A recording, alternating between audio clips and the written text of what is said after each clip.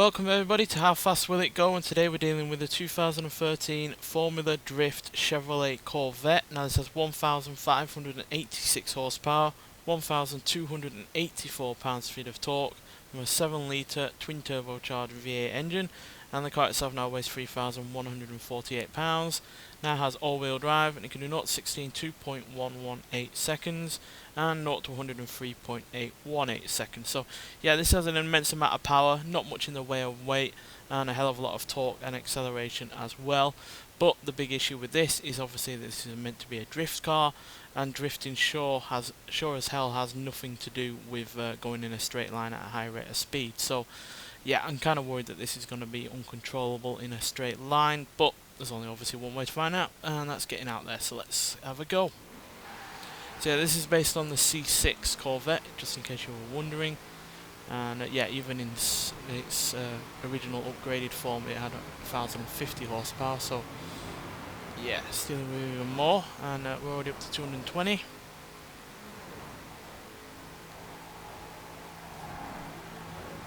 Let's do 40, 250, 255, 260.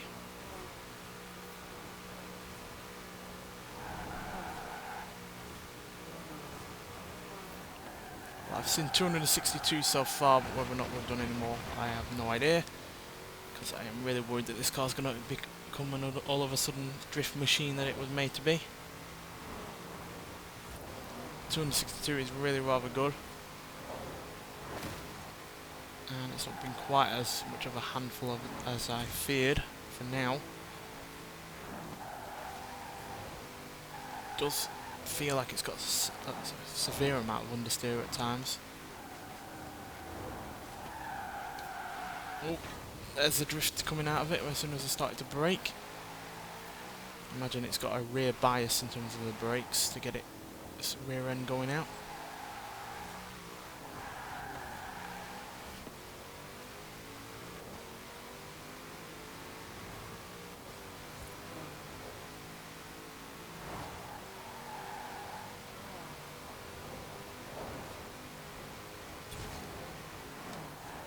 Nope, that was my fault. Indecisive in which way I want to go around that Jetta there. I think we'll go on the right hand side of it.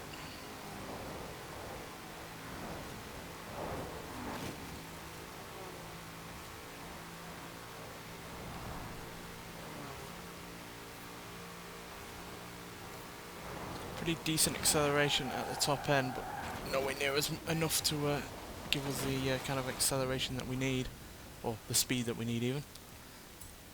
And yeah, completely understeered off that corner there, but then again it is a fairly sharp one. Most cars are unable to do so. Traffic is getting on my nerves.